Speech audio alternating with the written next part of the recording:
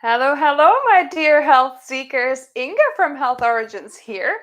So today, I'm sorry I'm a little bit later than usual. We just came back from amazing weekend camping, and the recipe we're going to be cooking today is peanut butter chickpea stew, and it's great for this kind of rainy day today.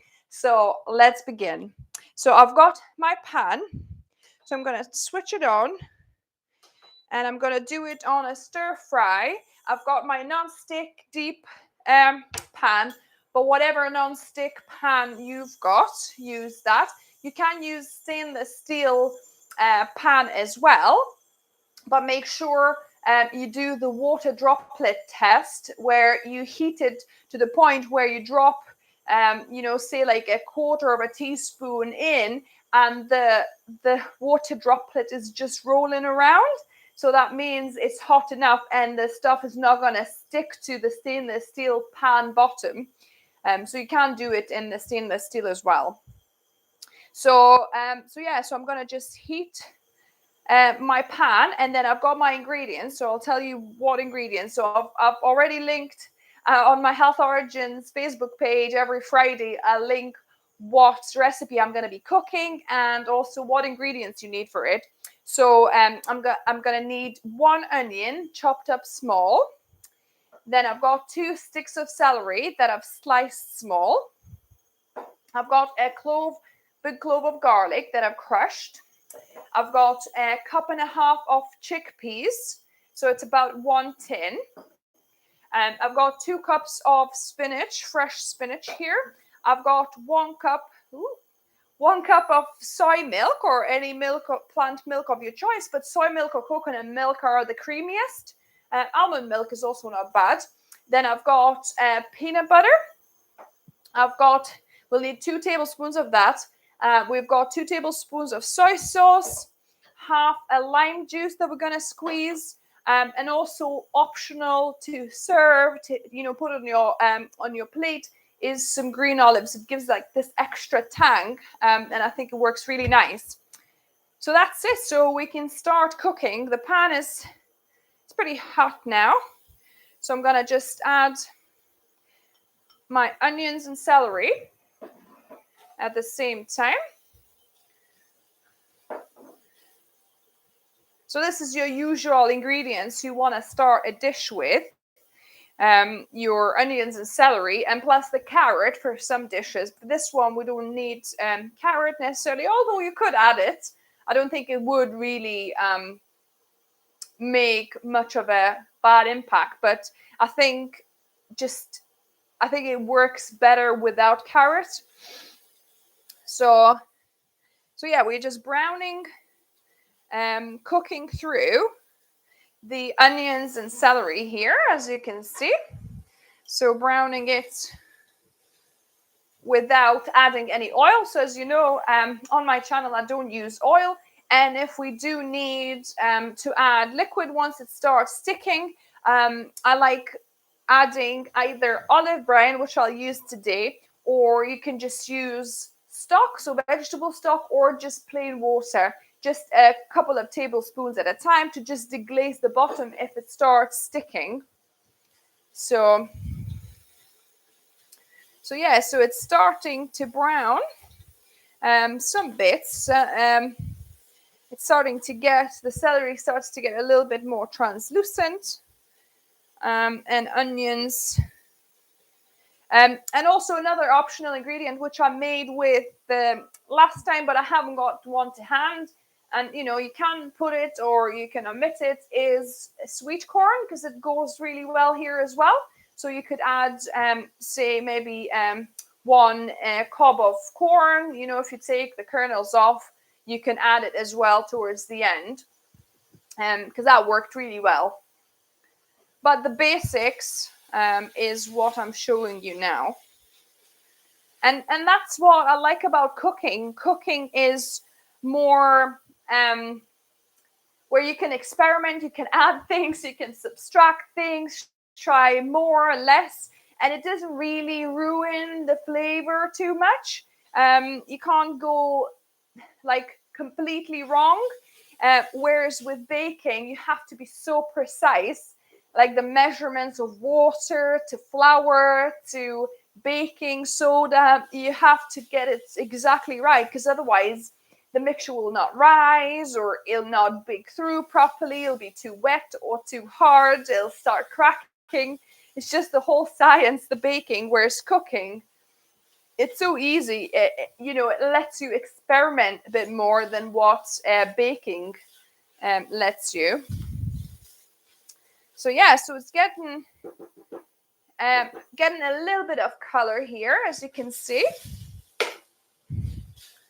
So, and I'm using the induction hob, and it's actually working really well. I like it. It's Tefal Everyday induction hob. And I'm going to link to this hob in the description below, so you can check it out if you want. It's so quick to heat up, really.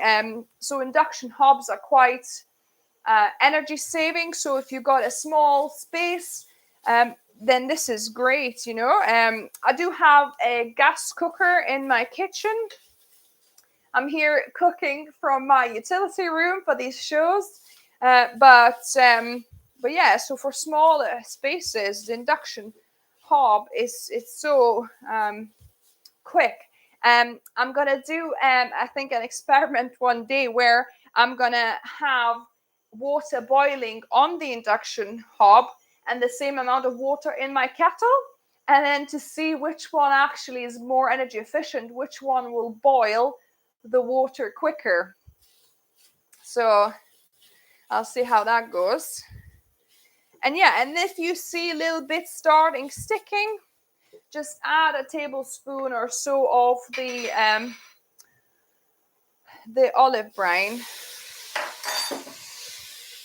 just to deglaze it, or water, like I said, or stock, whatever you're using. So starting a little bit more.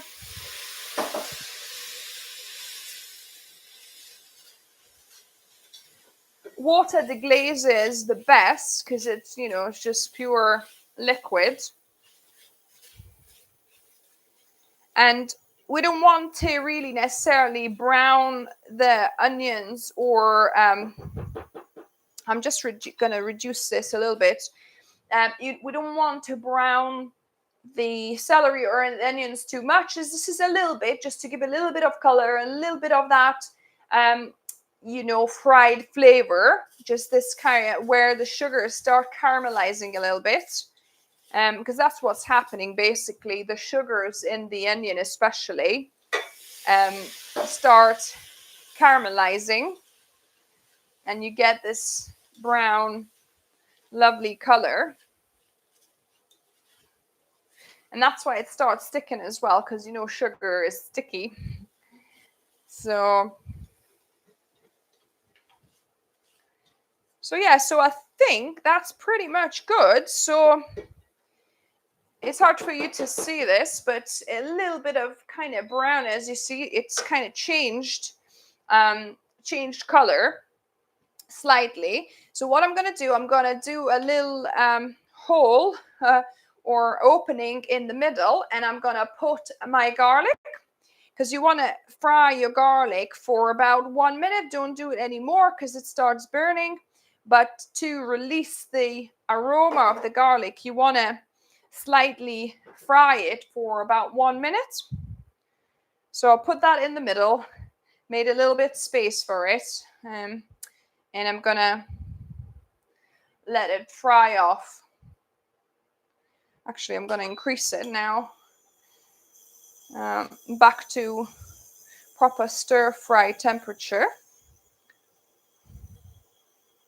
And once the garlic has been cooking for a minute, then we'll be starting with the liquids and adding the chickpeas and all the peanut butter and soy milks, and then the spinach. So the longest really for this recipe, I would say, it takes the initial frying of onions and celery.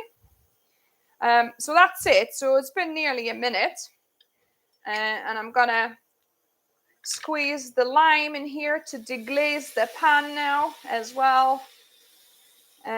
So half a lime juice to give this kind of oriental Thai flavor to our peanut stew, peanut butter chickpea stew. Yeah, so that's great. And now we can pour the soy milk and also put a couple of tablespoons of the peanut butter. So that will give this nice peanut butter taste and creaminess. It thickens the soy milk as well. It thickens the stew, the peanut butter. It works really well. So and then stir it up. Stir it up, incorporate, and you'll see how the sauce thickens quite a bit with the peanut butter addition. As you can see, it's quite thickening up now. So then we're gonna add our chickpeas. Oh, forgot to add the soy sauce, but it doesn't matter actually whether you put an hour or before. 2 tablespoons of soy sauce, just to give this even more umami and oriental taste, and to give the saltiness to the dish, because we're not adding any salt. So the soy sauce is giving the saltiness to this, and the celery itself too, because celery is kind of naturally got sodium in it. And then we're just gonna add the spinach to finish off the dish. So this dish is fairly quick dish. Probably all in all, you can make it in 15-20 minutes, including probably chopping your vegetables if you've got your chickpeas ready. Yeah, so it's fairly quick dish, definitely, because we've been cooking for about 10 minutes now, I would say. So yeah, 15 minutes and you've got a lovely dish.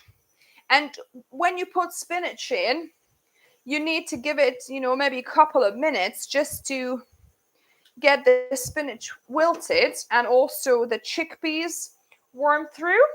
And that is really it. That's your dish finished.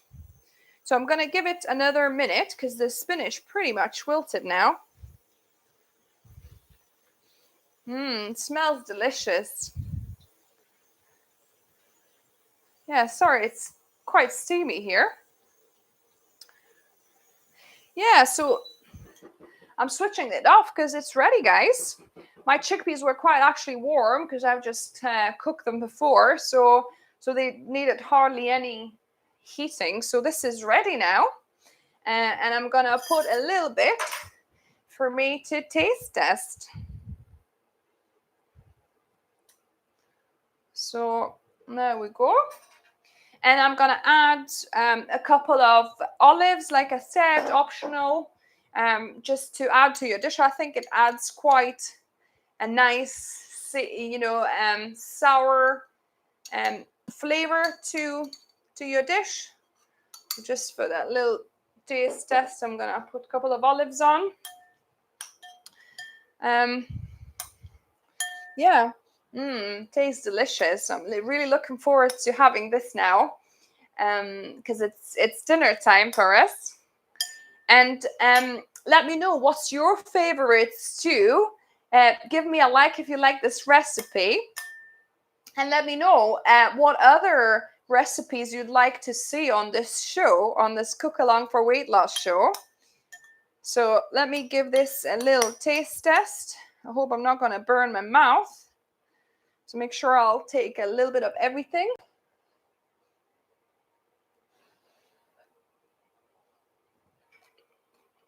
Oh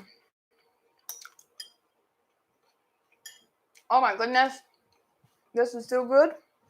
I think Mark is waiting to get some of this in the other room. So that is it, guys.